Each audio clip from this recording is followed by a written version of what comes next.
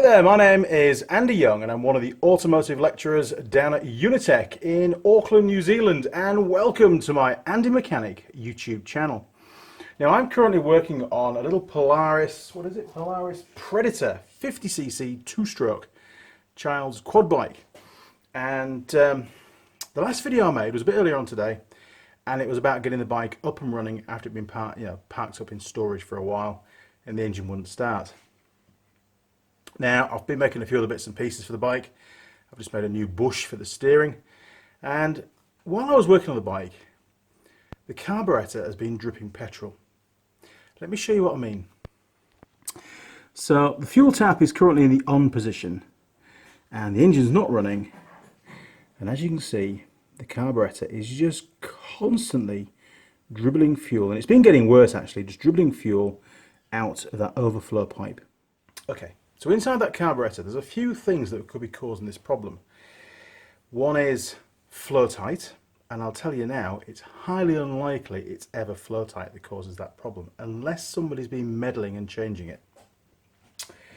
It could be, given the fact that the bike has been parked up for a long time, there's a little needle valve, the float valve, which basically, when the floats, or the level in the float drops of fuel, the floats go down, and the little valve opens and allows more fuel to go in to replenish the float bowl up to a set height. So it could be float height. I don't think it is. It could be the float valve leaking, so it's not sealing properly when it's supposed to be closed. Or it could be a third thing, and this third thing is very rarely known by most people that work on carburetors. On the outside of the float valve, to seal it, because it's usually a brass unit, to seal it in the aluminium casting, there is an O-ring. Now sure, some of them are pressed into the casting and the manufacturers sort of cross the fingers and hope it's going to seal, but the majority of carburetors now have a little O-ring in there, and what happens over time is that O-ring perishes, especially when the bike's been parked up for a while and not been used. So let's pull the carburetor off, let's strip it down and work out what the problem is, and I'll show you some real easy ways of checking and identifying which is the problem. Okay, well, looking from the right hand side on this particular quad bike, the carburetor is just down there, and to get it out, and I've already taken the air filter off, which is pretty easy. To get it out, we need to undo the clamp on the rubber intake manifold onto the carburetor, and that's just there. So it's a 10mm on here, it's 10mm sockets, we'll stick that on there. Get that undone, and then we can pull the carb down and take the choke and the throttle cables off. And before we even do that, this pipe here is the two-stroke injection pipe. This has got an auto lube system on it, so we can pull that off very carefully because they're quite delicate. And whatever you do, don't forget to put that back on again. It's really, really important. Right, onto the other side of the bike now. Okay, so make sure the fuel tap's turned into the off position, and first of all we can pull that fuel pipe off the tap. Right, bit of fuel. Right, okay, and now we can pull the carb out of the intake manifold. That's usually pretty tight. Very carefully bring it down. Now on this Polaris we've got a couple of fuel pipes that come from the fuel tank onto the fuel tap. One's the reserve pipe and one's the main feed. It does get a bit in the way, to be honest, but we can just about get in there and undo these 4 screws, 2 of which hold the choke into position on the carb, and the other 2 hold the throttle. So I'll get a star screwdriver and get those undone. Right, let's do the choke first of all. These are little tiny screws, so don't go losing them. 1.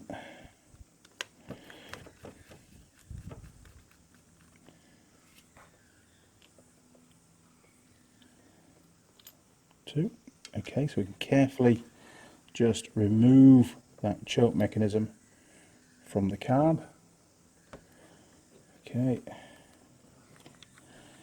stick that down there out of the way. Ooh. Under there, out of the way. Be super careful with those things because they tend to fall apart if you're not careful. Right, what's left now, a bit hard to see, I know, sorry, are the 2 screws holding the throttle in. So the throttle slides, so we'll just undo those.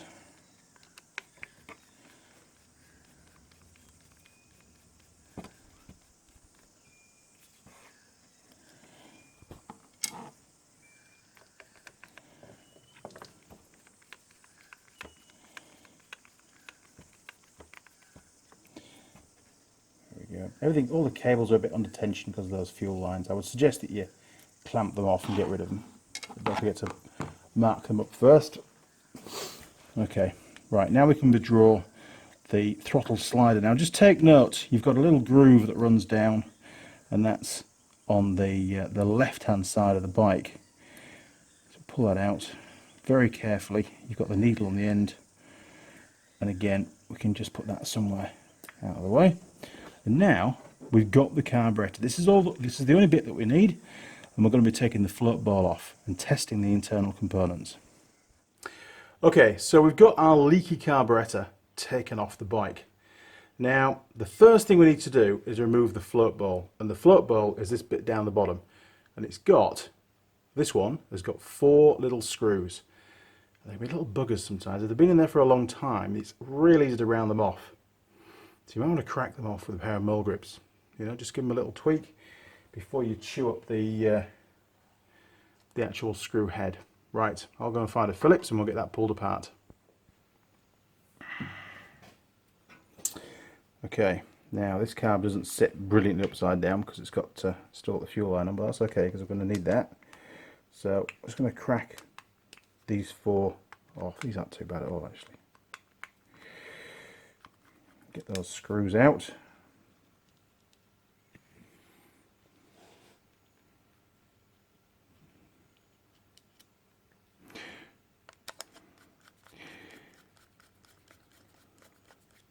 Dum, dum, dum, dum.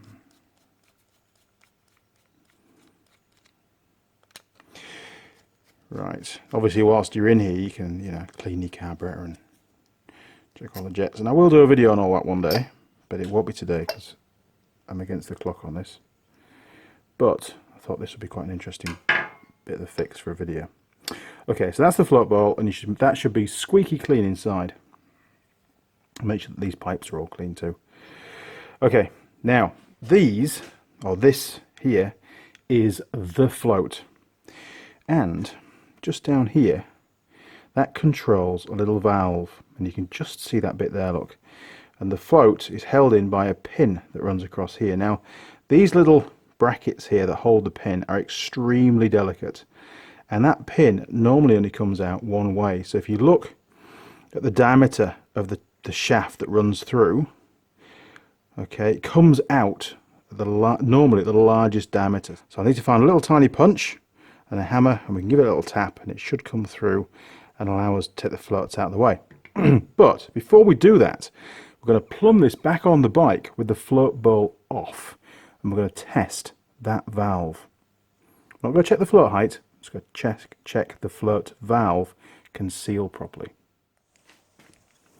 Okay, so very carefully, because they're quite delicate, these carburetors, with the float bowl removed, I'm just going to put that fuel line back on there. And the only reason why we're doing it on the bike is so we can use the fuel tank, but if you've got a spare fuel tank you could use on the bench, then even better. Right, so if I turn the fuel on, we should see lots of petrol dribbling out of the bottom of there. Hopefully. There we go. Now, if we then lift up the floats, at some point it should stop to dribbling. Okay, well, it's not. There's still a drip. So, we know this isn't a float height issue. Okay, so we just eliminated that. It's not really a problem, float height. So it could either be the float valve or the O-ring that I was talking about. So let's remove the float, let's remove the float valve, and we'll test the O-ring and see if that's leaking. Now, putting a carburetor in a vise is actually quite difficult to do without damaging it, but this is the side of the carburetor that goes into the rubber manifold, and it's pretty thick aluminium, so I'm quite happy to just very carefully nip it up in there. Now I know some of you are going to scream and shout at me here, but I think that's okay. Right, now we're going to need a very small punch. Right, small diameter is here and the large diameter is here, so that should just pop out now. There we go, look. And this one, if you can see that, this one is splined a little bit on the head of that shaft. They're not all the same. Oh, I don't think it's actually focus on there or not. There you go, you can see it's just got little tiny splines on there to key it in. This end here is completely smooth. Okay, well, with that out of the way, we can now lift the valve, so the float out of the way with the valve. And the valve is that bit there. And what we're going to be inspecting a bit later on, if it turns out not to be the O-ring, then you need to inspect that chamfered surface there. Now quite often they're coated with like a rubberized coating, and that can get damaged. And if it's worn, that cone can get little grooves in it as well. And if it has, then you're going to need to buy a new one of these, and it comes with a new bit of brass as well, the actual outer part of the valve. So you're buying the two halves as a set and then installing them in the carburetor. But we'll come to that a bit later on. Okay, we'll just sit that down on the bench. So we're now ready for the next test, or in fact, really, we're just starting our test, because I always go for the O-ring fail first. It's the easiest thing to check, and it's definitive too. So the O-ring, I'll show you what, well, shall I show you where it is? Yeah. That little screw holds a plate, and the plate holds that brass unit in there, and the O-ring is between the brass unit and the aluminium casting. So I don't want to disturb it before we do the test. Let's do the test first, see if it fails, and if it does, then we'll pull it out. If it passes, we'll pull it out. Either way, I'll show you where it is. Here we go. Okay, so I'm going to plumb the fuel line off the carburetor back onto the fuel tap once more. And first of all, just to prove we've got a fuel flow, here we go. There we go. Right. Now this time I'm going to put my finger or thumb or whatever you like completely over the hole where the float valve sits inside there. So that should completely stop any fuel from coming out. And I'll turn the fuel on. And what we're looking for is a leak. And that, my friends, is a pretty substantial leak. It's running right down my thumb. It's dripping off the back of my hand. Yeah, look. And off the little float mounts as well. So, you know, I've got quite a lot of force on there, holding against there, against the actual sealing off that float valve, the outer part of it. And we've got, you know, a lot of fuel flowing, and that's pretty much what we saw coming out of the overflow pipe. Okay, so let's pull that float valve out, the outer part of it, and have a look at that O-ring. Okay, so the outer part of the float valve is held in by a little small screw just there, look, so we're going to just whip that out of there. And they're only pretty short, so be careful you don't lose it. Right, get rid of that. And now we can move that little plate out of the way. So it's all fingers, isn't it now? Right, there we go. And with some needle nose pliers. Now sometimes these are really hard to get out, sometimes they're really easy to get out. We're just going to grip it around the outside so we're not going to affect any kind of sealing surface. Holy shit, that's actually quite loose. Well, it's pretty obvious that the O-ring, which is just there, is not sealing against the sides. It's basically shrunk.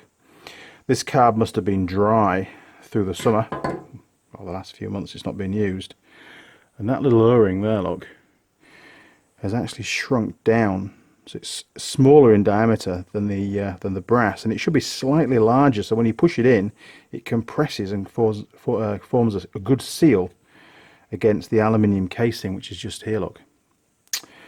Okay, right, I'm going to find my scriber, flick that off and see if I've got a new one, something that'll do the job. Back shortly. We're just going to flick the old seal off. Now it doesn't matter what we do to this, it's scrap anyway. The important thing is that we don't, oh, it's gone really hard actually, shit. No wonder it's not sealing. Now, I've got a dab hand of stabbing myself doing this, so prepare yourself. Oh, look at that. It's just split. It's gone that hard. There you go, look. One split. Pretty well shrunk down O-ring. No wonder that was leaking. If you look at that, look. See how it's all cracked? If I just flex it back, it just snaps. Absolutely buggered is that O-ring. Right, time to find a new one. Okay, well the one I've got is a bit bigger. Considerably bigger. Not really holding out much hope that that's going to work, but we'll give it a go. Because once it's in, it's in. It doesn't need to move around at all. So we'll put that on there. Jeez, that is quite large.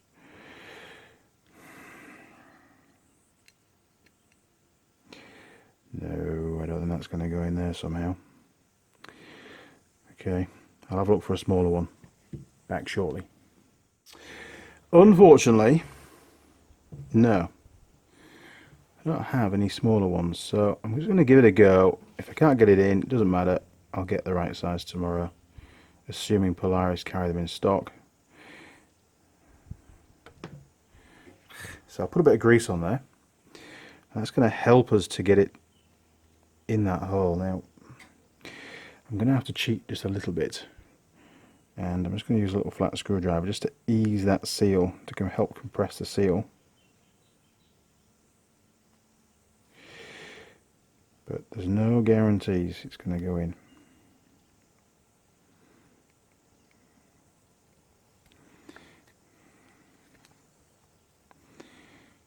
Because it's quite a lot larger than the original one. But the original one has shrunk down, so it's not the end of the world.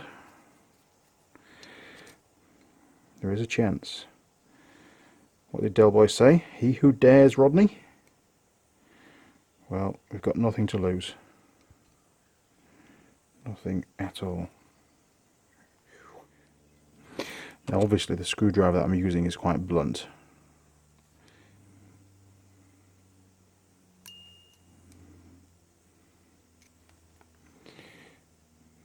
Yeah, it's not going to go in.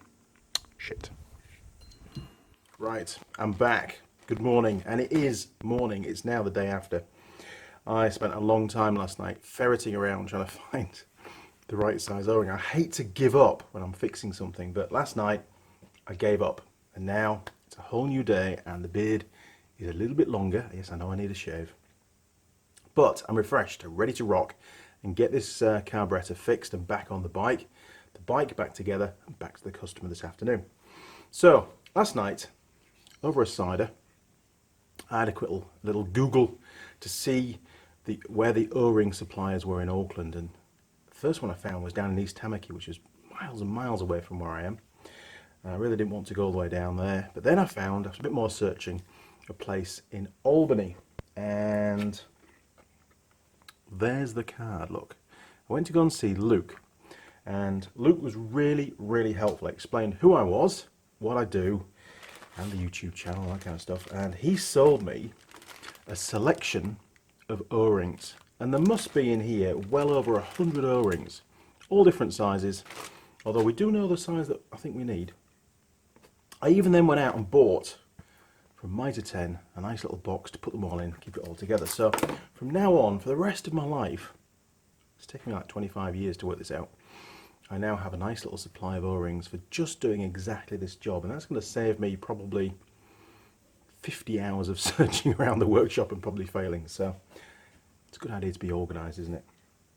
But it does mean that I don't need to go to, in this case, Polaris, you know, and order that tiny little seal that's going to take bloody ages to come from America.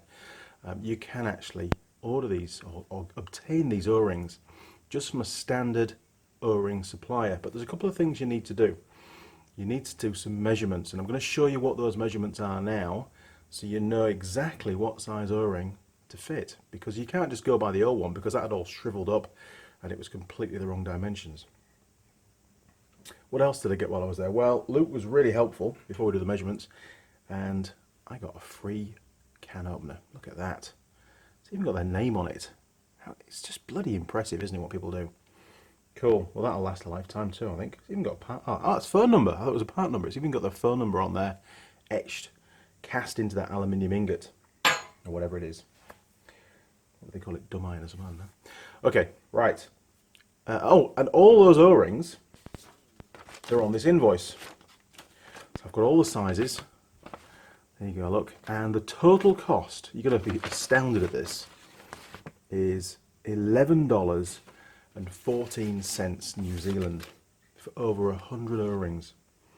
Why would you not bother buying a little kit, putting a kit together for your workshop if you're doing this kind of thing, even once a month? You know, that box is going to make, I mean, I can charge that out at $10 an O-ring. No problem at all.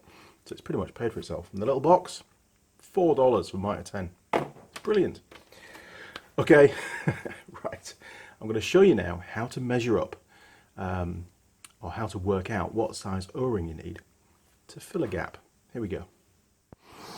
Right, so we'll just bring the old carburetor housing back. All looks very, it's like deja vu from last night, is this? Okay. And of course we've got the little brass element here, which the O-ring sits in the groove. Okay, now what you're also going to need to do this really properly is some vernier calipers. And I've got some digital ones and they are bloody awesome, to be honest. So we're just going to zeroize that.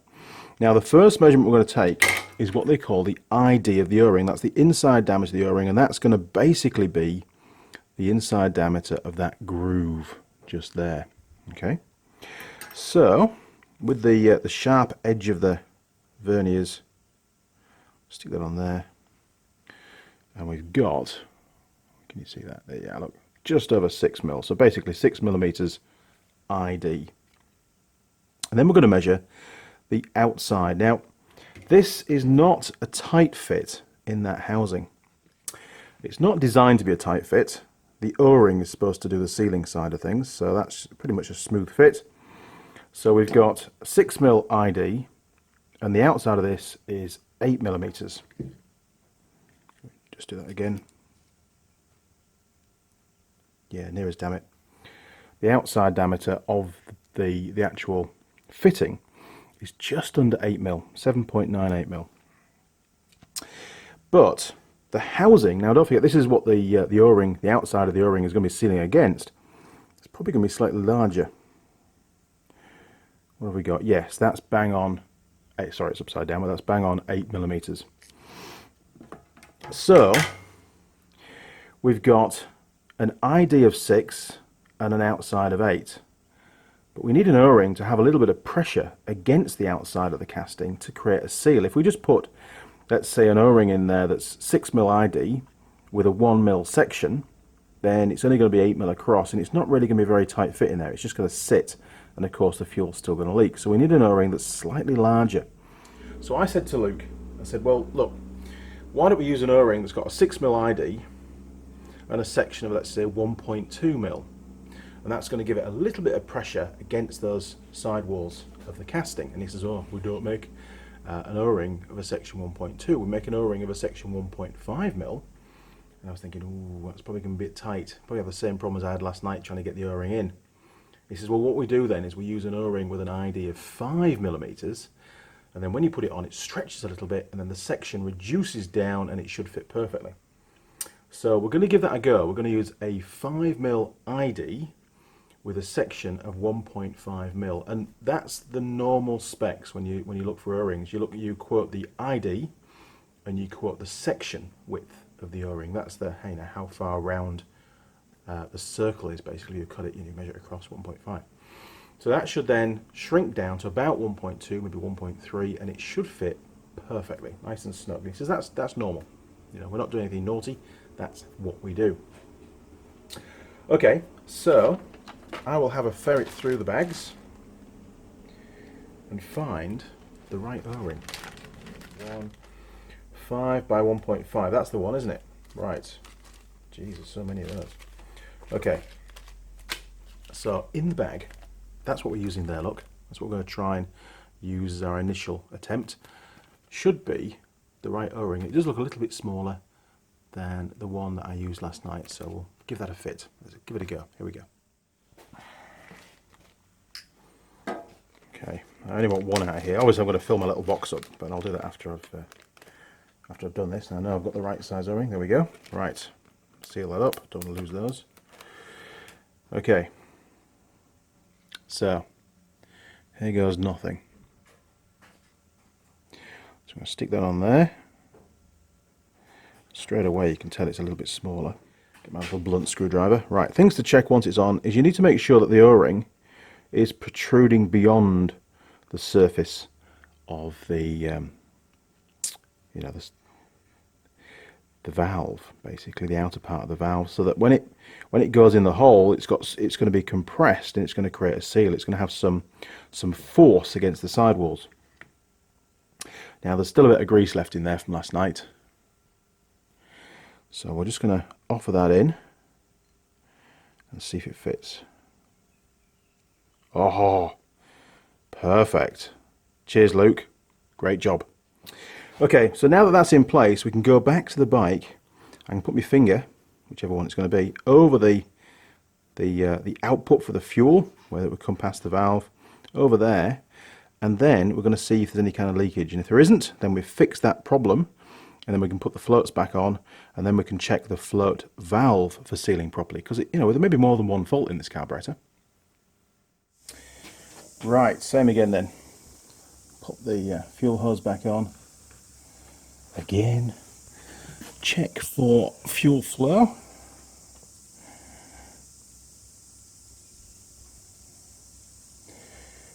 Come on, fuel flow, what's going on?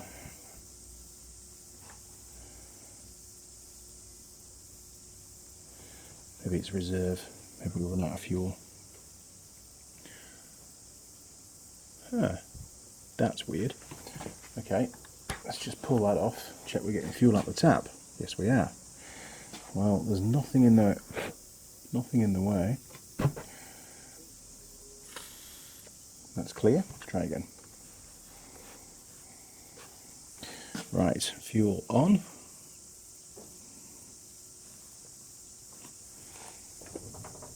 Plenty of fuel in the tank. Okay, let's just pull the fuel pipe off the carb.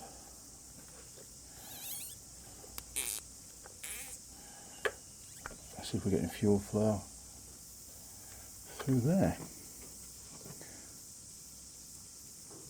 Well, we are now. It's not very good though. What I'm going to do is change that fuel filter, I think, just to eliminate any more problems. Right, brand new fuel filter. Golly, this bike's having a birthday, isn't it? Put that on there and check for fuel flow. Perfect. And back onto the carb. There we go. And now we should get fuel flow out of the carb. Yes, we do. Brilliant. Okay, so I'm just going to put my thumb over there, as I did last time, and I'm trying to get the whole hand in there, so we'll just tilt it so that it's going to drip. Let's get rid of all the old stuff. Any drips? Now, fixed. Remove thumb, fuel flow. Put thumb on, no fuel. Take thumb off, fuel flow. Brilliant. Right, we'll just turn that tap back off again. And now we can go and fit the floats. Right, old fuel filter, that can go in the bin. Now, just before we fit this, I'm going to run an air line basically through the inlet for the fuel on the carb, because it just seemed a little bit hesitant. And I'll make sure there's no blockages in there. I did check earlier on, but just going to double check. Some crap may have come down from the tank. Seems pretty good now. Okay, now on some of the larger bikes, and this is only a tiny little quad bike, on some of the larger motorcycles and stuff, there's also behind that float valve a little gauze filter. This doesn't have one, but if you've done all this and you're still getting bad fuel flow, there's a really good chance that that tiny gauze filter is going to be blocked, so you'll need to hook it out, give it a clean, put it back in. I know a lot of the DR 650s and the DRZ 400s, they all have that kind of stuff, the older ones with the carbs. So it's something again that can be easily missed, and it can be a real problem causing fuel starvation. Okay, right, time to pop in the floats, and then we can fit that pin, can't we? Okay. Very delicate. Right, I'll stick it back in the vise and I'll pop that pin back through. I know, you hate me for doing this, but it's just, you've got to hold it somehow. Right, one pin. Now it goes in that way with the splined end in this little bracket here, little holder. Protrusion, support, call it what you like. In she goes. Now, yes, I could put grease on there, but it wouldn't last very long. It will get washed out by the petrol, so no need really. Now, I don't just want to hammer it straight in. I want to make sure that I've engaged the splines correctly. There we go. Because I don't want to cut new splines, because that could cause it to be loose. Okay, let's give it a little tap with the punch. Doesn't need a lot, does it? Great stuff. Okay. So now we've got the floats refitted to the carb.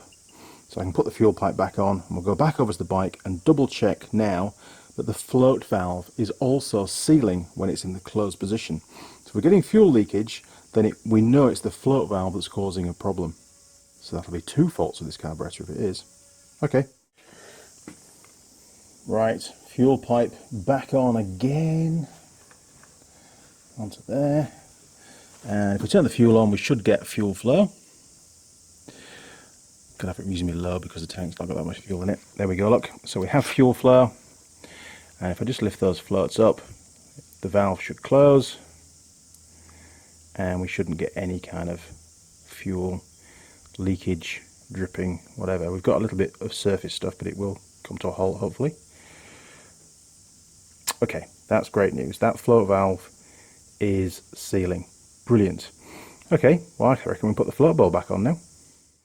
Okay, so we've proved that the O-ring seal on the outer part of the float valve body, sealing against the casting of the carburetor, is now completely sealed. It's working as it should do. Then we also checked that the needle valve of the floats themselves, that's what controls the fuel flow into the float bowl, so it maintains a set level of fuel.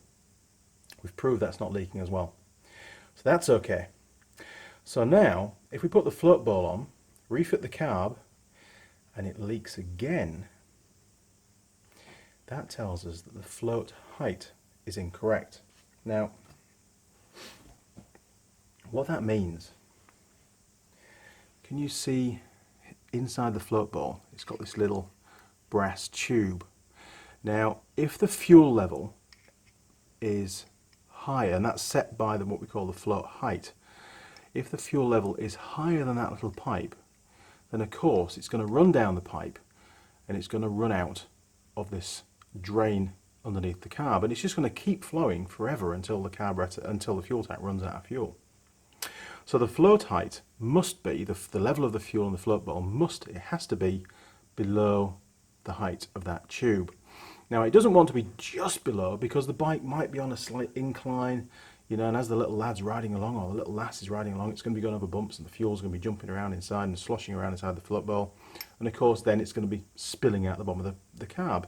No, the fuel level should be a good, I would say a good sort of 5 mil below the height of that tube. Now, all you need to do basically, and in the manual it will tell you a measurement from this surface here down, and that should be the fuel level in the float bowl. And the way to check it is you just basically open that little valve there, bend this pipe around and hold it at the side of the carb, and the level of the fuel in the float bowl will be shown by the height of the fuel in the pipe. Pretty simple stuff really.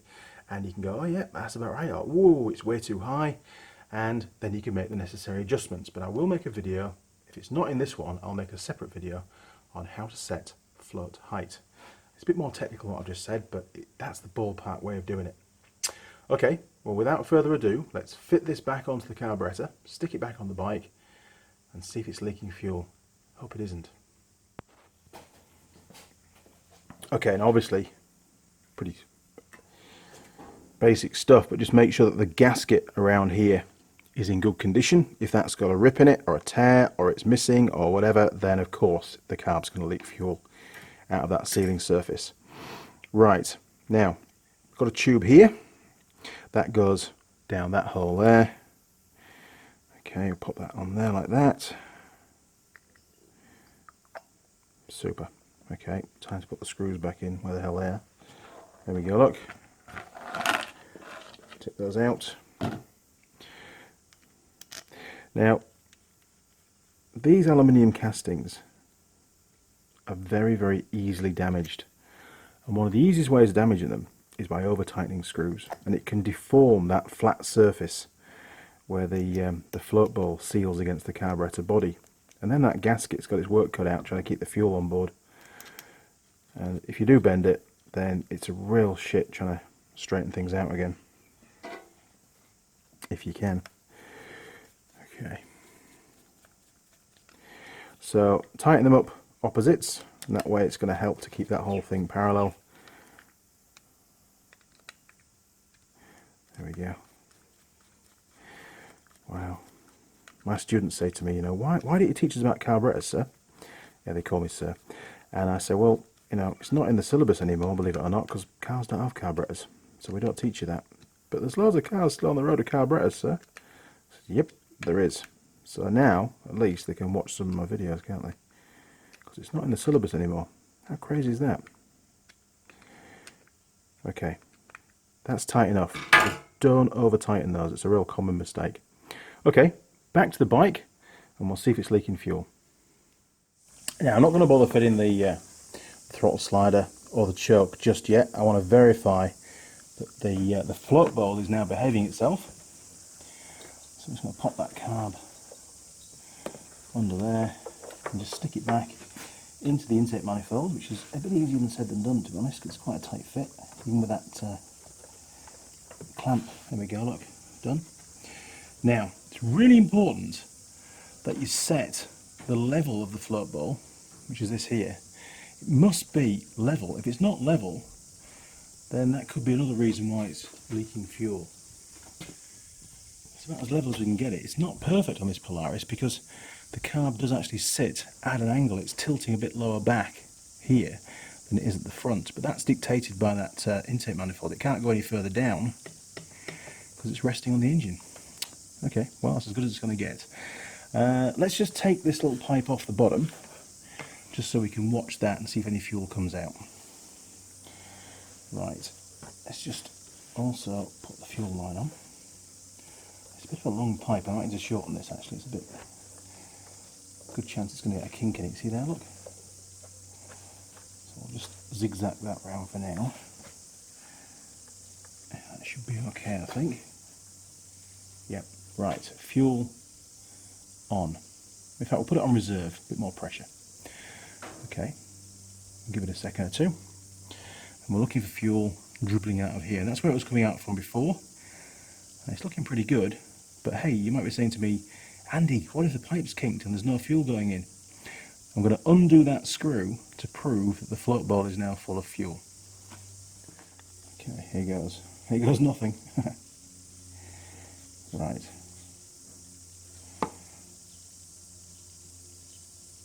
Well, actually, the float bowl doesn't have any fuel in it. It's no bloody good, is it? Okay, I'm a bit dubious about this fuel line, so I'm just going to pull it out. I think it's going to be kinked somewhere. Pull it out, stick it up there, just for now, temporarily, until I fix that problem. And the fuel is in a reserve position, so we're getting maximum pressure from the fuel tank. So that carburetor now should have filled up with fuel up to the desired level, controlled by the float height, and it's not leaking, which is fantastic. Good news. Okay, well, to prove that there's fuel inside the float bowl now, I'm going to undo the drain bung, and we should then see fuel running out of the drain. And if it is, then it's all fixed. Fantastic. Great job. Better turn that off, I suppose.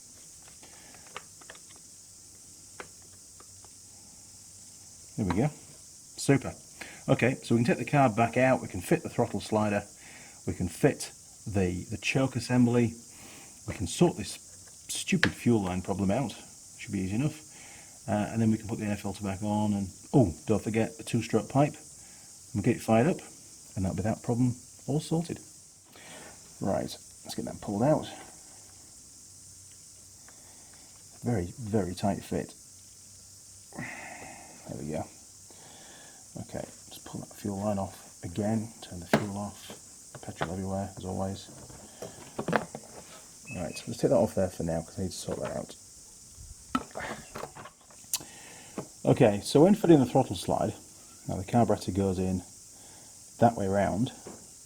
If you look down inside the carb, you'll see at the top, 12 o'clock, hello petrol, there's the adjustable screw, and this screw here adjusts your idle speed, and what it does is it sticks in and protrudes further in if you want to raise the throttle, raise the idle, and on the throttle slide you've got this little ramp here, so the further it sticks in, the further that sits up, and it can't drop all the way down. So that has to go to the screw side, and on the other side you'll see a little tiny dowel, and that runs up and down that groove there, look. Okay, if you get them the wrong way around, then it won't go all the way down and it'll rev really, really high. Okay, it's going to be all fingers and thumbs is this, unfortunately, sorry. Okay, so pop that in there, try and keep it as parallel as you can when you're putting it in, and just wait to feel that pin engage, there we are, look, on that slider, and it'll go all the way to the bottom. Okay, cool. Now, this one is the 2 long screws.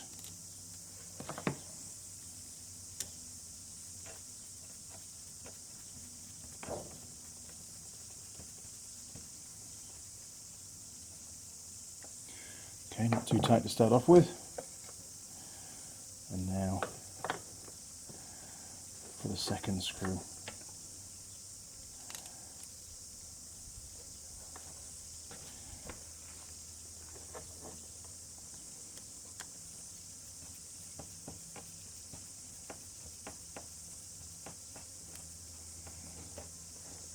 A little tweak, nothing too much. Cool, and a quick double check, we can turn the carb around a little bit, should be able to. Maybe not, good old Polaris, maybe from this side. Yes, that will just to say work. If you look down there, you'll see the throttle slider, press the throttle, and there it is working nice and freely. Cool, quick check. Okay, now, next job is to fit the choke mechanism, that choke plunger. Okay, so I'll just reroute the cable a bit because it was so tight. Now, where's that carburetor gone? Okay, so with the choke plunger, that pops back into there. There we go. And this little collar only fits one way. The holes are a bit offset. There we go. Perfect. Right. First screw. They're a bit fiddly, these. Okay, that's one. Hello, hand. Right. 2. See if I can get the screwdriver on there without knocking it off. Oh, professional. Right.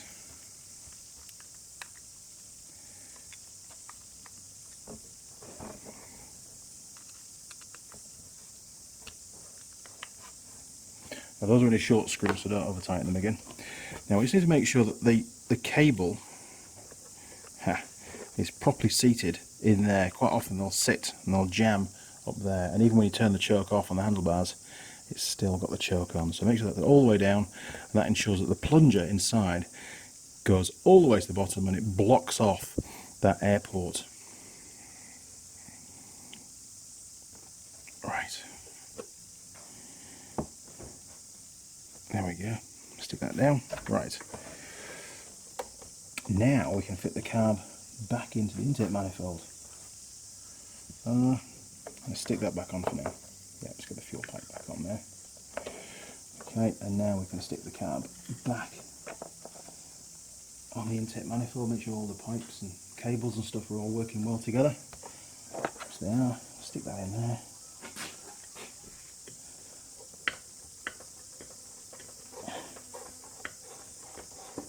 Right, there we go. Okay, make sure it's set level again, as level as we can get it. Yeah, it is. Cool. Right, now we can tighten up that hose clamp on the intake manifold. Okay, it's a bit tight in here, so forgive me if I knock the camera, but we're just going to tighten that up.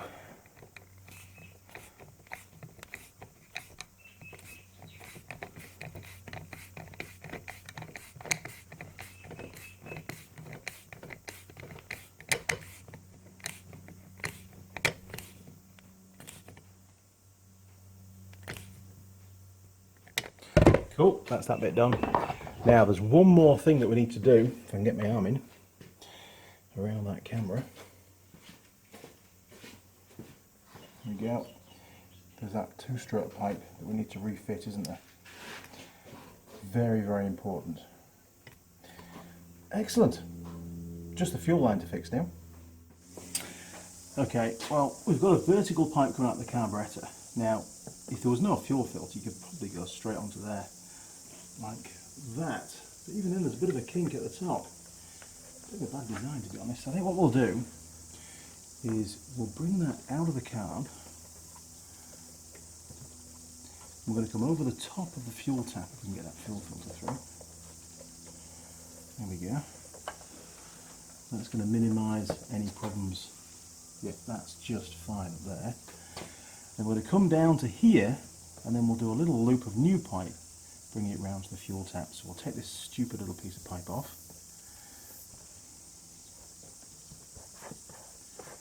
There we go. I'm going to save the clips because we'll need those. Pop that onto there. Yep, not blocked, which is good. You never know.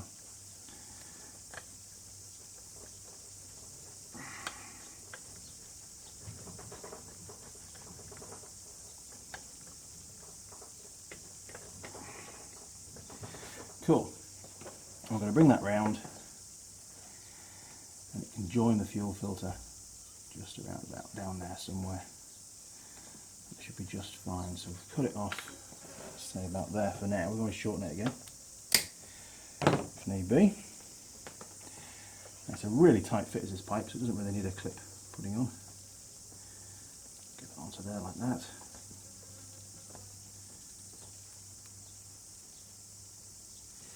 Now when you're fitting fuel line, if you find that it's just too tight, put it in boiling water first and then pop it on, and you'll find it's a lot more supple and it'll mould a lot better to what you're trying to get onto the nipple you're getting onto.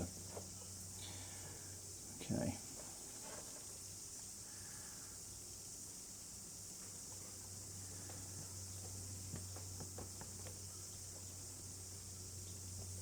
Oh, that's tight. Okay, time for some hot water, I think. Right, official KTM racing mug, and we'll pop that into there. Look, give it say a minute to heat it up, and then hopefully we can get it on that fuel filter properly, because this is about the only fuel line that I've got that's this size internally.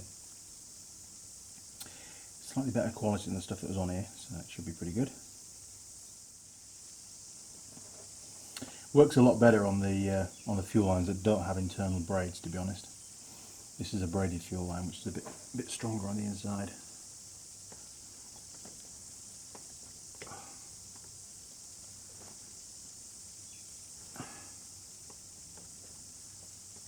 Cool, that'll do. Right, happy with that. Super job. Okay, so that should just sit, I think, under there. The air filter fits here, and it's just going to basically hold it in place, but we've got definitely no possibility of any kind of kinks on there now. Maybe I'll find a zip tie and just zip tie that to the choke cable, stop it flapping around a bit. Brilliant. Job done. Well, there you go. She runs like a beauty now, much better. It was a bit bad on the throttle, it wasn't very good throttle response before. It felt like she was running a bit rich, and that's probably because the float ball, you know, was constantly overflowing, getting too much fuel supply. Okay, well, once it's warmed up, I can set the idle, because you can't do that until it's nice and up to operating temperature. I'll just turn it off now. There we go. Okay, so what have we covered in this video? Well, carburetors are still very, very popular on small petrol engines. Things like strimmers, lawnmowers, chainsaws, little quad bikes. I think most of the quad bikes nowadays are fuel injected, the new ones, but there's lots and lots of old quad bikes out there that have still got carburetor. There's millions of motorcycles out there that have still got carburetor. Yamaha still sell brand new motorcycles today that still have carburetors on them. Personally, I actually quite like carburetors. They're, you know, you've got to work out how they work. You can't just ask a computer and say, hey mate, what's wrong, you know? Okay, so we've covered how to diagnose if the O-ring is leaking on the body of the float valve. That's between the outer part of the float valve and the casting of the carburetor. We've also covered how to check if the float valve itself, the needle valve of the float valve, is leaking.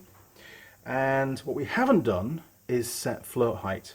But what I suggest that you do, if you have a leaky carburetor and it's not the gasket around the actual float bowl that's leaking, then I would suggest the first thing that you do is check the O-ring is working properly, that it's sealing properly, because that's often overlooked and quite a common problem.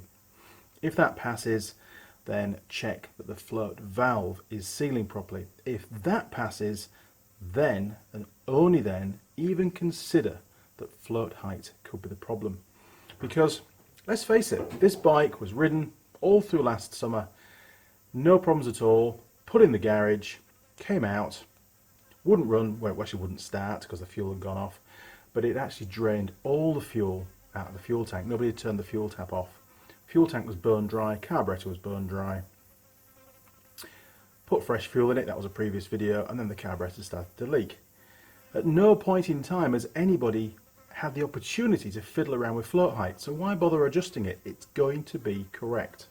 There must be something else causing the problem, and as we found, it turned out to be that that O-ring had perished. It had gone hard, it had shrunk, and the fuel was running down, bypassing the O-ring and just constantly filling up the float bowl, overflowing the float bowl, and the fuel was running off down that drain pipe, that little brass pipe, then joins to the drain pipe underneath the carb.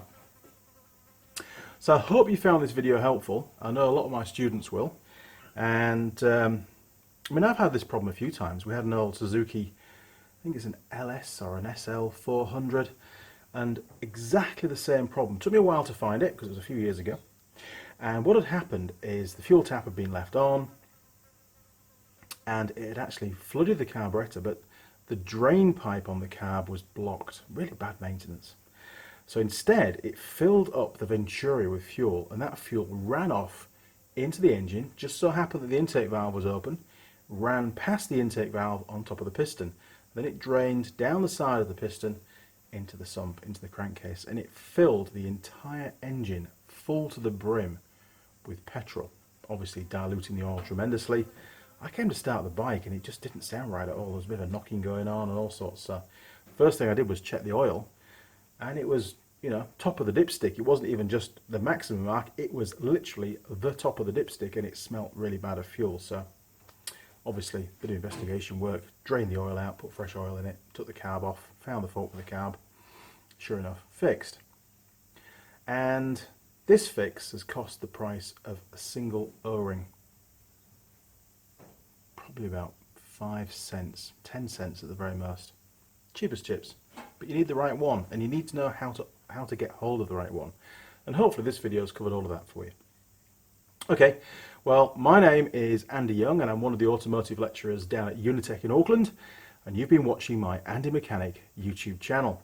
Now, if you found the video helpful, and there are lots and lots of videos on this channel, and there'll be lots more coming up over the next few years, I'm sure. I really enjoy doing this kind of stuff, and the feedback I'm getting is tremendous, and is the support. Appreciate that. You can subscribe to the channel. Click on subscribe, you'll see a little gear icon turn up, click on the gear icon, and then you can turn on notifications. Tick that box, and our friends down at YouTube will send you an email as and when I upload any new videos. You'll also find me on Facebook, Instagram, Google+, and Twitter. Feel free to communicate through any of those portals if you like, but I would ask first point of contact through the comments section of YouTube, and that way, any questions that I answer there, they're right next to where the videos are, easy for other people to find, and it may be that a question that you ask is also a question that somebody else asks in the future, and they'll be able to read your comment, or read my comment, my reply, and get the answer that they need much quicker. Okay, well, that's about it for this one. The next video is fixing a petrol-engined sweeping machine. All right, crew, cheers, over and out.